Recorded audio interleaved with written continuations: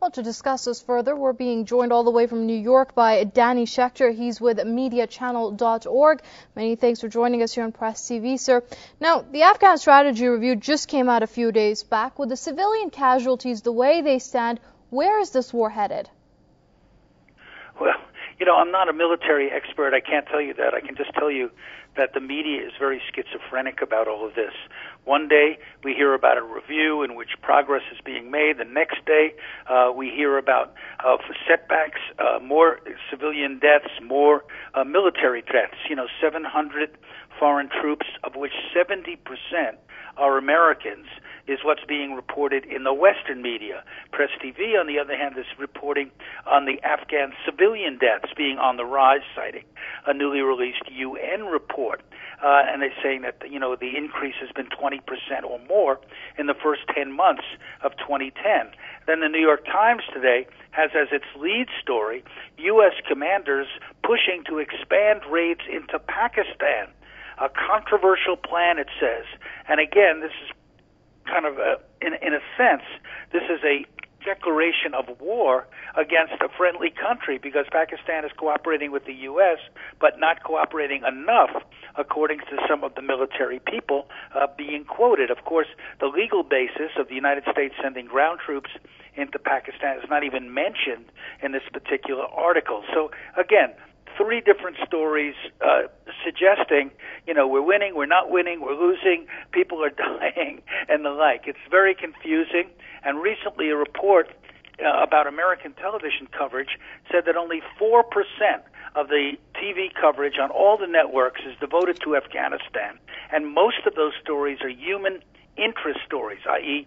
stories that basically say we're doing good things there, not hurting the people. So this is the problem, that it's very hard for Americans to really even know what's going on there, and these different stories are coming and going with great rapidity. Right now, with the war looking to expand, what's the best way out of this current situation? Because an expansion will only cause more civilian casualties. Well, I don't think the civilians are really uppermost in the minds of the military people. They want to strike a blow at the Taliban, a serious blow, so the Taliban will negotiate in some way an end to the war.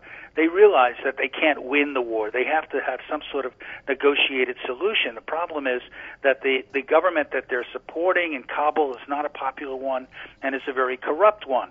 So they're trying to basically send a message to the Taliban that we're coming after you, that we're going to get you, we're going after Al-Qaeda and all the rest of it. At the same time, the civilians pay the price as more and more drone attacks take place. I think there have been 60 reported so far, and these are carried out by the CIA.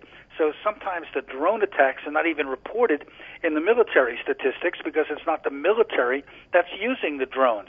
And what does this mean for the future? Well, they're saying that they want to leave Afghanistan, that they're going to start leaving this year. Vice President Biden said we'll be out by 2014. But every time they give a number or a date, it ends up being stretched and reinterpreted because the military people, don't want to make a commitment to leaving because, they're afraid that if they announce that, then the Taliban will just wait them out and attack them even more. So the situation doesn't look very good. A long New York Times story about a year at war, what's actually happening in one section of Afghanistan shows that casualties, American casualties, are up. The Taliban is more resilient and more aggressive than ever, and that the progress that they thought they were making, they're not really making. So right. What's the conclusion? What is the conclusion, indeed? We're going to have to leave it there. That was Danny Schechter with MediaChannel.org speaking to us from New York. Many thanks indeed for your insight here on Press TV, Thank you. sir.